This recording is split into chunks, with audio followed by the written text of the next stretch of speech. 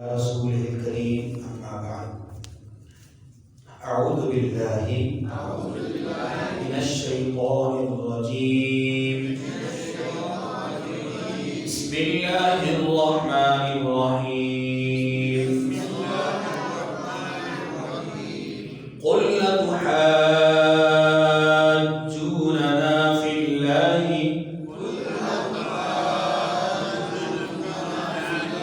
وهو ربنا وربكم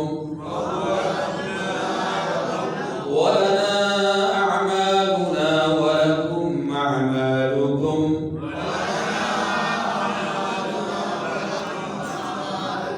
ونحن له مخلصون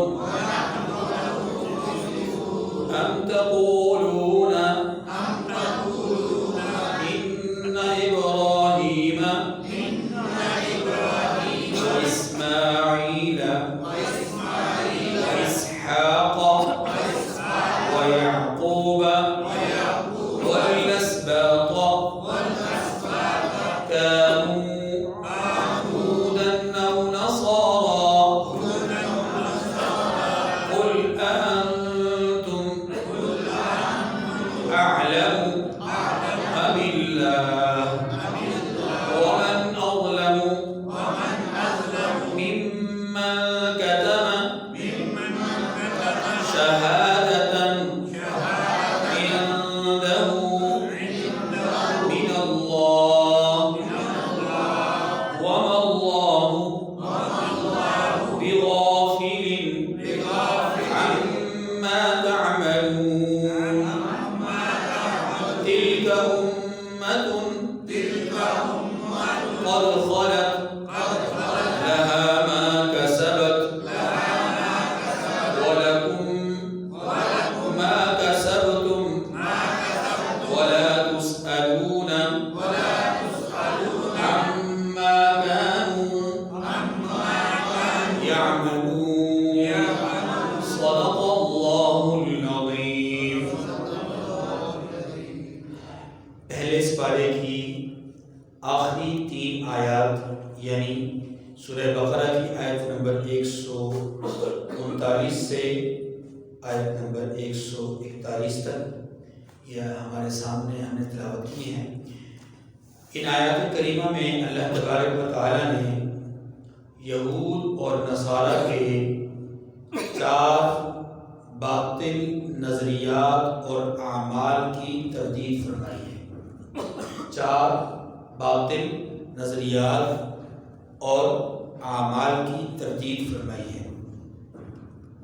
بس اس خلاصے کے بعد اب پہلے ہم ترجمہ پڑھیں گے کیونکہ ترجمہ پڑھ کے پھر بات کی وضاحت ہوگی تو زیادہ بہتر سمجھ میں آئے گا، اس لیے پہلے ترجمہ پڑھیں گے.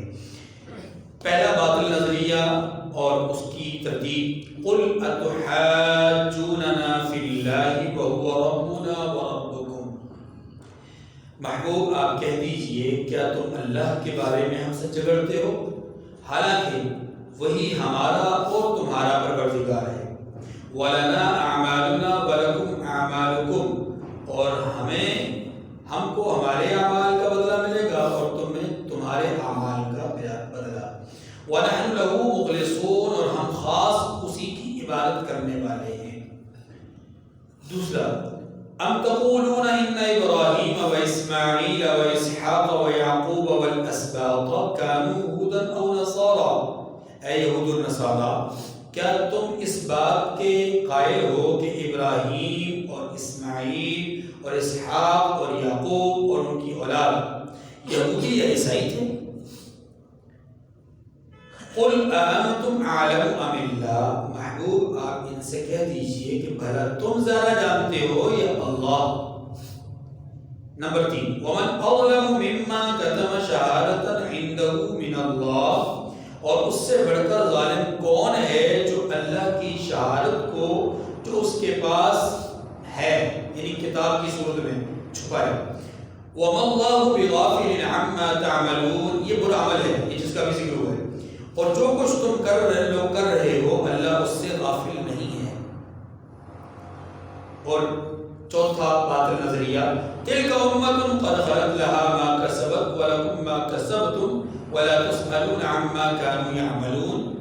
اپنے اسلاف اور اکابر کے بارے میں یہ کہنا کہ ہم ان کے چکے اولادوں میں سے ہیں، ہم کامیاب ہو جائیں گے، اللہ پاک فرماتے ہیں نہیں، یہ جماعت گزر چکی، ان کو وہ ملے گا جو انہوں نے کیا اور تم کو وہ ملے گا جو تم نے کیا.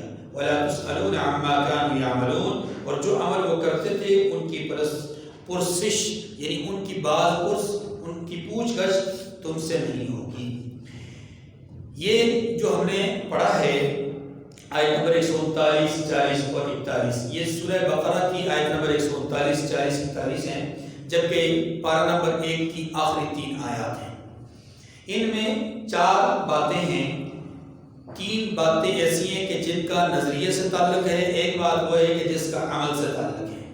گویا یہود اور نصارہ کے 3 باطل نظریات کی تردید ہے اور ایک برے عمل کی تردید ہے. جو باطل نظریات ہیں ان کو سمجھ لیجئے. پہلا باطل نظریہ یہود اور نصارہ کا یہ تھا کہ وہ اللہ کے رسول صلی اللہ علیہ وسلم سے حضرت ابراہیم علیہ السلام کے حوالے سے اور ان کی اولاد کے حوالے سے جھگڑا کرتے تھے اس بارے میں کہ دین وہی ہے جو ابراہیم علیہ السلام سے چلا آ رہا ہے اور جس کی ہمیں ہمارے آباء و اجداد نے وضاحت بھی کی تھی، ہم سے وعدہ بھی لیا تھا اور ہم سے عہد و پیمان بھی لیا تھا کہ اسی دین پر چلنا ہے اور دین ہماری ہی ملت کا، ہماری ہی نسل کا، ہمارے ہی خاندان کا وتیرہ ہے، یہ دین کہیں اور نہیں جا سکے گا. لہٰذا آپ چونکہ بنو اسحاق میں سے نہیں ہیں، آپ بنو اسماعیل میں سے ہیں اور ہم سے وعدہ ہوا تھا بنو اسحاق میں سے نبوت کا، اس لیے ہم آپ کی بات کو نہیں مان سکتے. تو یہاں یہ جو باطل نظریہ ہے اس کو اس انداز میں رد کیا گیا کہ تم اللہ کے معاملے میں ہم سے جھگڑ رہے ہو. نبوت کا انتخاب، نبی کا انتخاب اللہ کا معاملہ ہے، بندوں کا معاملہ نہیں ہے. یہ فیصلہ کس کا ہے؟ جب اللہ نے فیصلہ کیا کہ وہ حضرت موسیٰ علیہ السلام کو بھیجیں تو موسیٰ علیہ السلام ہی نبی ہوں گے. جب اللہ نے فیصلہ کیا عیسیٰ علیہ السلام کو بھیجنے کا تو عیسیٰ علیہ السلام نبی ہوں گے.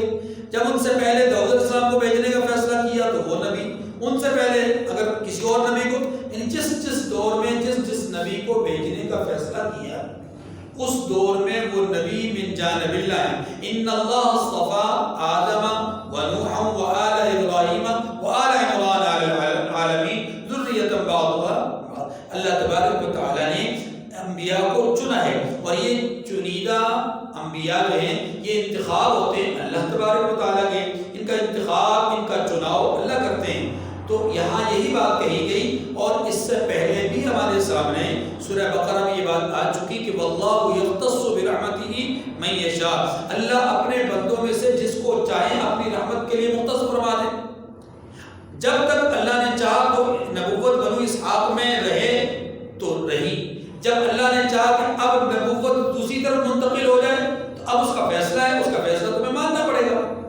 لہٰذا اللہ کے معاملے میں ہم سے جھگڑو مت. تو باطل نظریہ ان کا یہ تھا کہ وہ سمجھتے تھے کہ نبوت ہمارے خاندان کا یہ حصہ ہے، یہ ہمارے خاندان کو اللہ نے الاٹ کر دی ہے، اب یہ نبوت کہیں اور نہیں جا سکتی. تو اس کا جواب دیا گیا کہ نہیں، نبوت تو اللہ کی منشا ہے، جسے چاہے اللہ عطا فرما دے.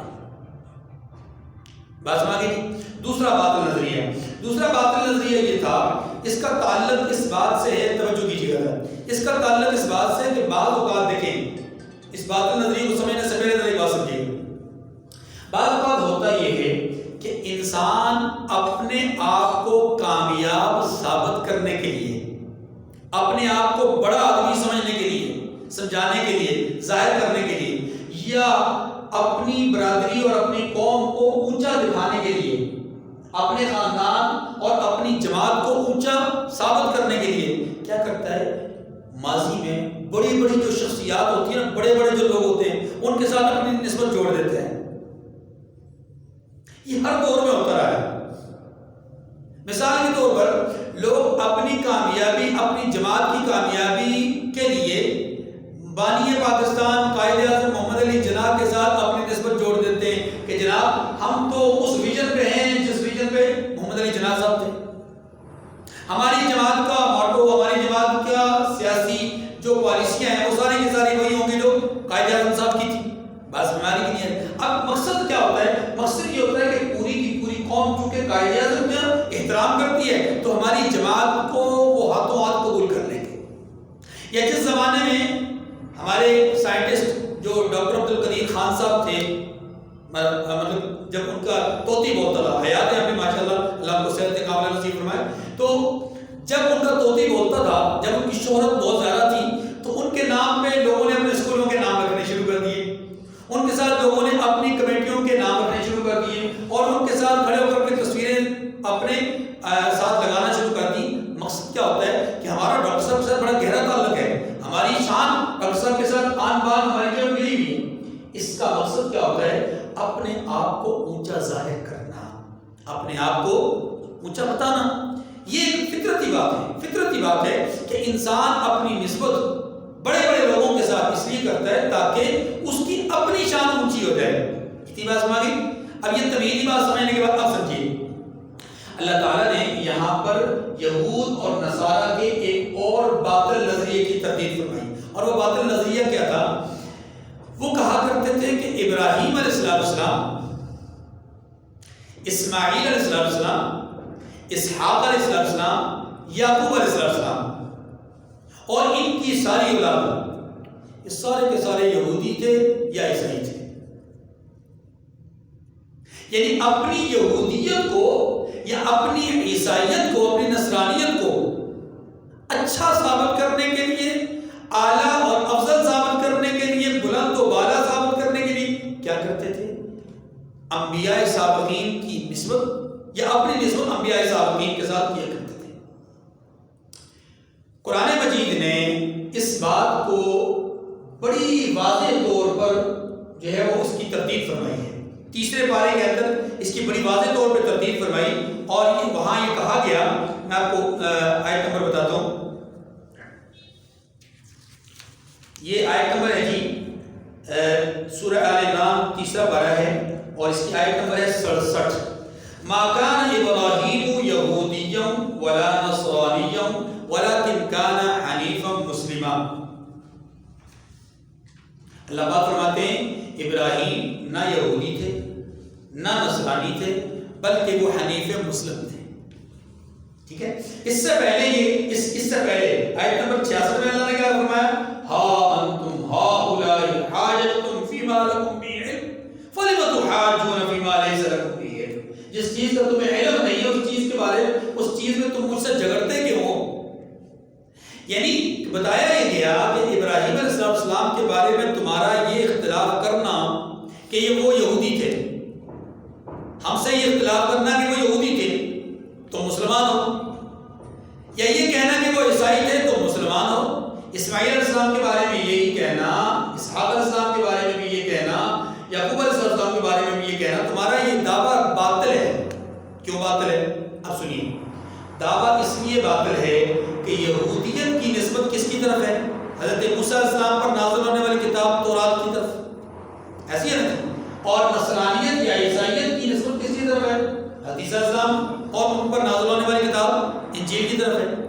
اب دیکھنا یہ کہ جو کیا کہتے ہیں اس کو تاریخی حقائق ہیں ان کے اعتبار سے دیکھنا یہ کہ حضرت عیسیٰ علیہ السلام کی بعثت کیا حضرت یعقوب علیہ السلام سے پہلے ہوئی؟ کیا ان سے پہلے اسحاق علیہ السلام سے پہلے ہوئی؟ کیا اس سے بھی پہلے حضرت اسماعیل علیہ السلام سے پہلے ہوئی؟ کیا ان سے بھی پہلے حضرت ابراہیم علیہ السلام سے پہلے ہوئی؟ اسی طرح تورات یعنی جو موسیٰ علیہ السلام پر کتاب نازل ہوئی تو کیا موسیٰ علیہ السلام کی بعثت ان انبیاء سے پہلے ہوئی؟ تو یقیناً نہیں ہوئی۔ یہ اولاد ابراہیم میں سے ہے، یعنی کہ ابراہیم علیہ السلام کی اولاد در اولاد در اولاد آگے جا کر کے یہ سلسلہ حضرت موسیٰ اور پھر حضرت عیسیٰ علیہ السلام کی طرف جاتا ہے۔ گویا حضرت موسیٰ علیہ السلام تک پہنچتے پہنچتے ایک زمانہ بیت گیا، تقریباً 1500 سال کا فاصلہ ہے موسیٰ علیہ السلام اور ابراہیم علیہ السلام کے درمیان میں، اور پھر موسیٰ علیہ السلام اور عیسیٰ علیہ السلام کے درمیان میں تقریباً 1400 سال کا فاصلہ۔ کل ملا کر کے یہ 3000 سال پیچھے چلے جائیں تو اس سے زائد عرصہ ہو گیا کہ جب حضرت یعقوب علیہ السلام اور ان سے پہلے ان کے والد گرامی حضرت اسحاق علیہ السلام، یا ان کے ساتھ ان کے زمانے میں حضرت اسماعیل علیہ السلام کے بھائی، یا ان سے پہلے ان کے والد محترم حضرت ابراہیم علیہ السلام. تو آپ دیکھیے کہ یہ تو ایک نہیں، دو نہیں، 4 50 100 1000 سال کا فاصلہ نہیں، 3000 سال سے زائد کا فاصلہ ہے. اور جو نبی 3000 سال پیچھے آئے ہوں آج سے، یعنی اسماعیل عیسیٰ علیہ السلام سے پہلے، اور ابراہیم علیہ السلام، موسیٰ علیہ السلام سے تقریباً 1500 سال پیچھے آئے ہوں، تو وہ پہلے آنے والے بعد میں آنے والوں کی اتباع کیسے کر سکتے ہیں؟ پہلے آنے والے بعد والوں کے دین پر کیسے ہو سکتے ہیں؟ پہلے آنے والوں کا دین بعد والوں کا دین کیسے بن سکتا ہے؟ اس سے معلوم یہ ہوا کہ جو پہلے تھے ان کا دین اور تھا، جو بعد میں آئے ان کا دین اور شریعت اور ہے. لہٰذا تمہارا یہ دعویٰ کرنا کہ یہ مقدس انبیاء ابراہیم، اسماعیل، اسحاق اور یعقوب علیہ السلام یہ یہودی یا نصرانی تھے، تمہارا یہ دعویٰ باطل ہے، اس لیے کہ وہ تو کئی صدیاں پیچھے آئے، اور یہودیت تو ان کے 1400-15 صدیاں بعد جو ہے وہ یہودیت مطلب اپنا ظاہر ہوئی ہے، اور اس کے بھی 14 صدیاں بعد عیسائیت ظاہر ہوئی ہے. تو کہاں یہ نبی اور کہاں وہ نبی، ان کے درمیان فاصلہ کتنا بڑا ہے. لہذا تمہارا یہ نظریہ بالکل باطل ہے، اس نظریے کے اندر ذرہ برابر حقانیت نہیں. ایک وجہ یہ ہے بات ہونے کی. دوسری وجہ یہ ہے کہ اللہ تعالیٰ نے یہاں پر یہ ارشاد فرمایا کہ تم زیادہ جانتے ہو یا اللہ زیادہ جانتے ہیں اس بات کو کہ کون یہودیت پر ہے، کون نصرانیت پہ ہے. تم تو حقیقت میں خود یہودیت اور نصرانیت میں نہیں ہو. جس یہودیت کے تم دعوے دار ہو، جس نصرانیت کے تم دعوے دار ہو، اس یہودیت یا نصرانیت کے تو تم اصولوں پر ہی عمل نہیں کر رہے. لہٰذا تم وہ سارے کے سارے دعوے تمہارے باطل ہیں، بلکہ اصل حقیقت یہ ہے کہ تم خود مشرک بن چکے. یہودیت میں اور نصرانیت میں تو شرک نہیں تھا، شرک، لہذا تم نہیں جانتے وہ چیز جو اللہ بہتر جانتے ہیں، لہذا تمہارا یہ دعویٰ کرنا درست نہیں. تیسری بات یہاں پر جو بیان ہوئی ہے وہ ہے یہود اور نصارہ کی باطل عمل. یہود اور نصارہ کا باطل عمل. باطل عمل کیا تھا؟ دیکھیے اور یہود اور نصارہ تورات میں اور انجیل میں وہ علامات، وہ نشانیاں جو رحمت دو عالم صلی اللہ علیہ وسلم کی ذات عالی کے حوالے سے تھی وہ موجود تھی. صرف آپ صلی اللہ علیہ وسلم کی ہی علامات نہیں، بلکہ آپ کی جماعت کے برگزیدہ لوگ جن کو امت مسلمہ خلفائے راشدین کہتی ہے، ان خلفائے راشدین کی خلافت یا طرز خلافت کی علامات اور نشانیاں بھی موجود تھیں، بلکہ ان کی جسمانی ساخت کے اعتبار سے، ان کے اوصاف اور کمالات کے اعتبار سے بھی علامات تورات اور انجیل میں موجود تھی.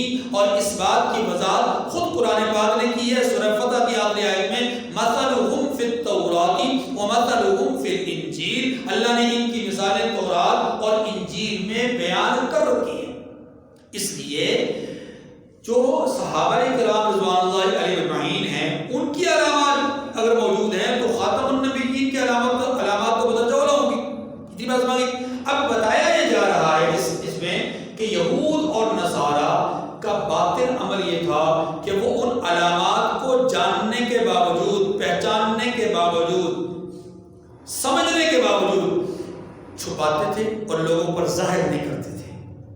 گویا ایک طرح کی یہ ایک گواہی تھی جو ان کے پاس موجود تھی اور وہ اس گواہی کو چھپاتے تھے. تو اللہ تعالیٰ نے یہاں پر یہ ارشاد فرمایا کہ اس سے بڑا ظالم کون ہوگا جو اللہ کی طرف سے دی ہوئی گواہی کو چھپائے. یعنی کتاب کا علم ہے، اس علم کے باوجود اس کو چھپائے، تو اس سے بڑا ظالم کوئی نہیں ہو سکتا. ٹھیک ہے، یہ تیسری بات. چوتھی اور آخری بات کہ یہود اور نصارہ اپنی نسبت اپنے آباء و اجداد اسلاف کے ساتھ کرتے تھے کہ چونکہ ہم ان کی اولاد میں سے ہیں اس لیے ہم کامیاب ہیں. تو اس کا جواب دیا گیا کہ تمہارا یہ نظریہ بھی باطل ہے، اس لیے کہ نسب اور نسل میں سے ہونا یہ کامیابی کی نشانی اور دلیل نہیں ہے. کامیابی کس کی بنیاد پہ ہوگی؟ عمل کی بنیاد پر. ان کے ساتھ ان کا عمل، تمہارے ساتھ تمہارا عمل۔ اب دیکھیے فرمایا قل اتحاجوننا فی اللہ وهو ربنا وربکم ولنا اعمالنا ولکم اعمالکم ونحن له مخلصون۔ فرما دیجئے کیا تم اللہ کے بارے میں ہم سے جھگڑتے ہو حالانکہ وہی ہمارا اور تمہارا پروردگار۔ دیکھو اللہ کے معاملے میں ہم سے مت جھگڑو، یہ جھگڑا تمہارا تب بنتا کہ جب وہ رب تمہارا ہوتا ہمارا نہ ہوتا۔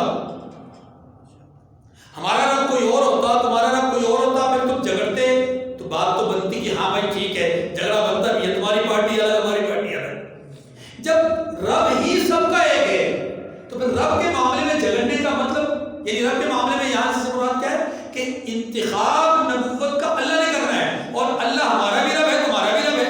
اس نے اگر ایک زمانے تک تم میں سے نبی کو منتخب کیا تو ہمیں وہ منظور ہے، ہم نے تو انکار نہیں کیا۔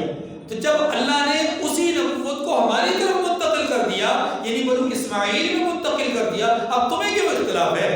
ہم 4000 نبیوں کا انکار نہیں کر رہے، آپ ایک نبی کا انکار کر رہے ہیں یار، سوچنے والی بات ہے نا۔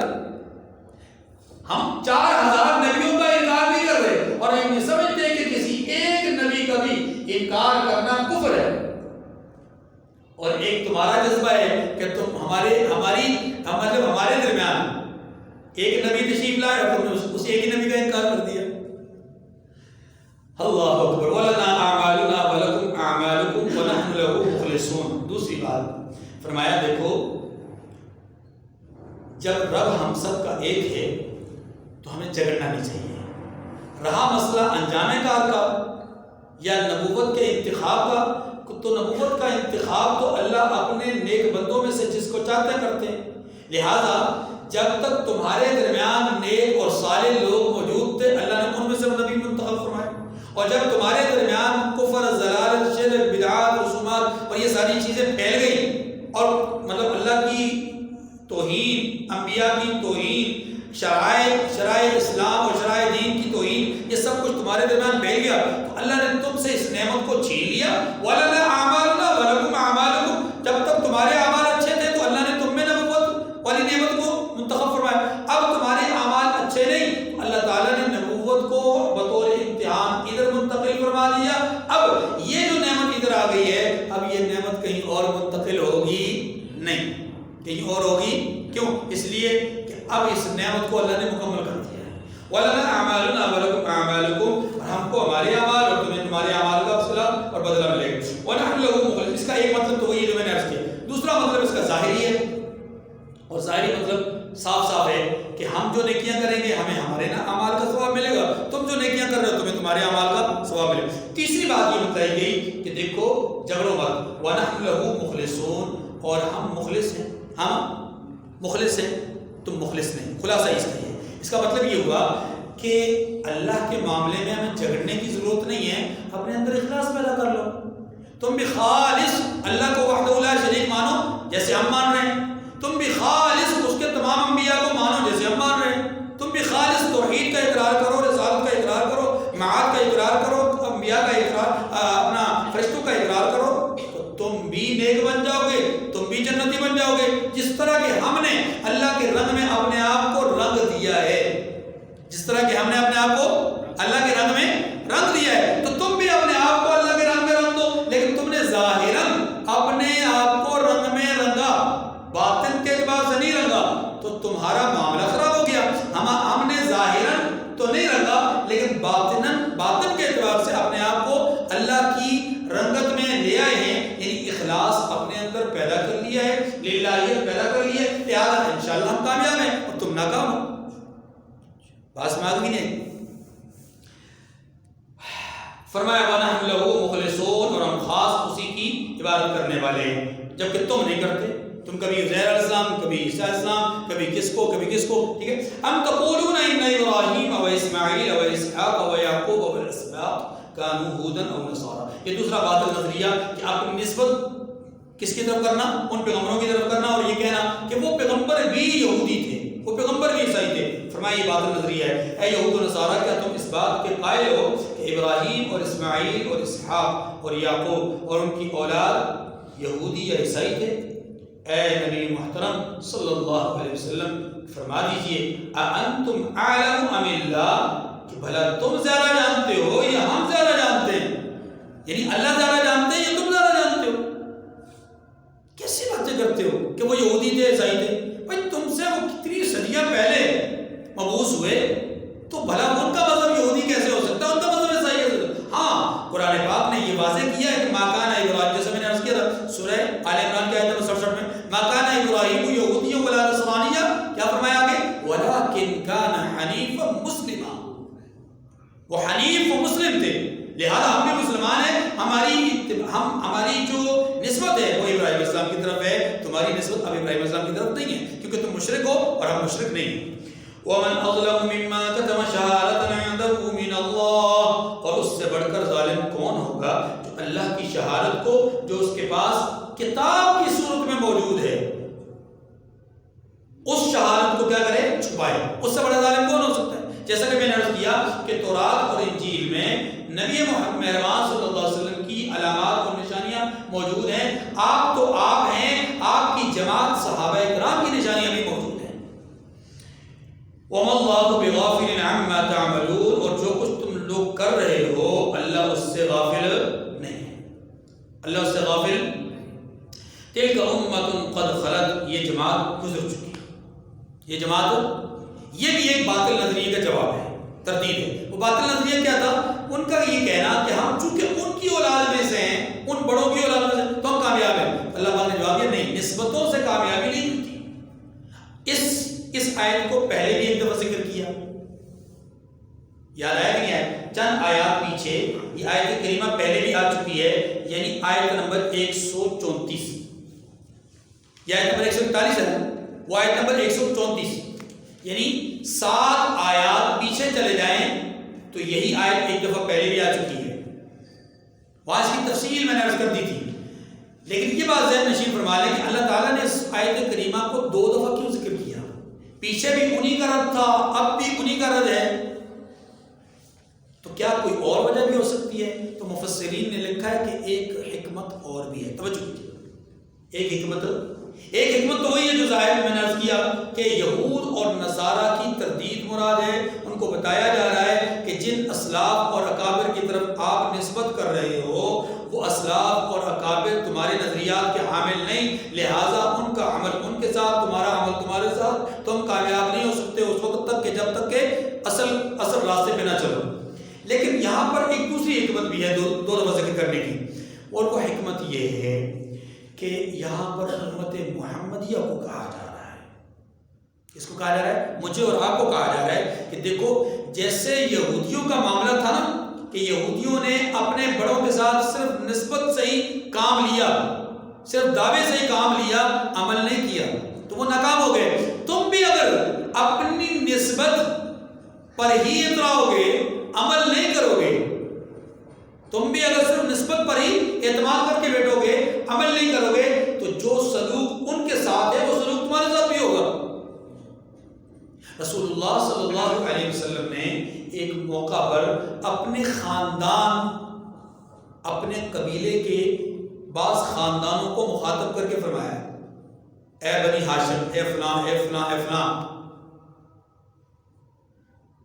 اپنے ساتھ اعمال کا توشہ رکھنا، کہیں ایسا نہ ہو لوگوں کے پاس اعمال ہو اور تم خالی نسبت لے کر کے قیامت کے دن اٹھائے جاؤ، تو نسبت کام نہیں آئے گی۔ اسی طرح کا ایک جملہ جس کا مفہوم اللہ کے رسول صلی اللہ علیہ وسلم نے اپنی بیٹی سے کہا، اس کا مفہوم یہ کہ بیٹی فاطمہ اپنے لیے اعمال کا توشہ رکھنا، صرف یہ مت سمجھنا کہ میں نبی زادی ہوں تو میں کامیاب ہو جاؤں گی۔ مقصد مفہوم یہ تھا، اس سے ترغیب دینا مقصود تھی امت کو کہ جب میری بیٹی بھی صرف نسبت سے کامیاب نہیں ہوگی، حالانکہ ان کے تو اعمال ہی اتنے بلند و بالا کہ سیدۃ النساء کو کہا گیا اہل الجنہ کہ جنتی عورتوں کی سردار بتایا گیا، وجہ یہ تھی نا کہ ان کے اعمال بہت نیک تھے، بہت بلند درجے کے تھے۔ جس خاتون نے پردے کا اتنا اہتمام کیا ہو کہ بوقت رحلت وہ فرما دیں کہ میرا جنازہ بھی، میری میت بھی رات کی تاریکی کے وقت، رات کو تاریکی میں اٹھائی جائے تاکہ غیر محرم کی نظر میری میت پر بھی نہ پڑے، میری چادر پر بھی نہ پڑے، اس سے بڑا اہتمام تقوی اور طہارت اور کیا ہو سکتا ہے؟ لیکن اس خاتون کو بھی اللہ کے رسول کیا فرماتے ہیں کہ میری بیٹی اپنے ساتھ اعمال کا توشہ رکھنا۔ اس کا مطلب یہ ہوا کہ حضور امت کو ترغیب دے رہے ہیں کہ اے میرے امتیوں، جب میں اپنی بیٹی کو یہ بات کہہ رہا ہوں تو تم بھی یاد رکھ لو کہ بغیر اعمال صالحہ کی کامیابی، قرآن پاک نے بھی اس کو بار بار ذکر کیا، ان الذین آمنوا وعملوا الصالحات، آمنوا وعملوا الصالحات، آمنوا وعملوا، بار بار اسی بات کو ذکر کیا، ایمان لائے اور عمل صالح کیا، ایمان لائے اور عمل صالح کیا، ایمان کے ساتھ عمل صالح کو بار بار ذکر کیا۔ تو اس کا مطلب یہ کہ اعمال صالحہ ایمان کا جزو لا ينفک ہے۔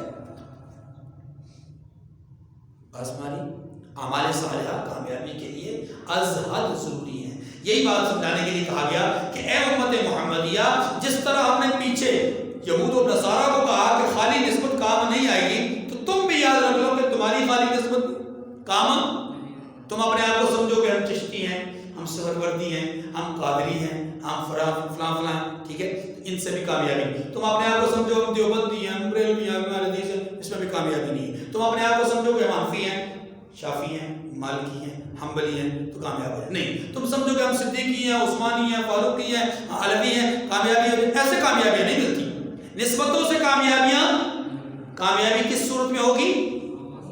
تلک امۃ قد خلت، وہ ایک جماعت تھی جو گزر چکی، لہا ما کسبت ولکم ما کسبتم، ان کے ساتھ ان کے اعمال، تمہارے ساتھ تمہارے اعمال، ولا تسألون عما كانوا يعملون، اور جو عمل وہ کرتے تھے ان کی پوچھ گچھ تم سے نہیں ہوگی۔ وآخر الدعوانا ان الحمد للہ رب العالمین، وصلی اللہ علی النبی الأمی وعلی آلہ وسلم۔